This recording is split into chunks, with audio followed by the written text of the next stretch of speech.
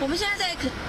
在垦丁南湾可以看到呢，花嘉莎台风逼近，目前为止在恒春半岛感受到的风势是越来越明显。在海面上的部分，也可以看到呢，长浪的状况呢也是十分的明显，浪高都达到1米以上，拍打上岸哦。所以南湾沙滩的这个范围也在迅速的缩小当中。但从昨天海上警报发布了之后呢，南湾沙滩也是拉起了封锁线，全面戒备不让游客来进入戏水哦。而其实气象组针对这个整个恒春半岛，在今天呢，包含我们所在的南湾地区以及恒春镇以及芳山乡、狮子乡、满洲乡等6个乡镇，今天都是停班停课的状态。因为这个强台逼近的关系，大概预计中午左右出入之后，风势会越来越明显。根据气象组的预估呢，可能平均的风力是达到7级，瞬间的阵风最高是达到10级以上，都是非常的有危险性的。所以呢，在这一个沙滩的部分是目前全线的封闭了，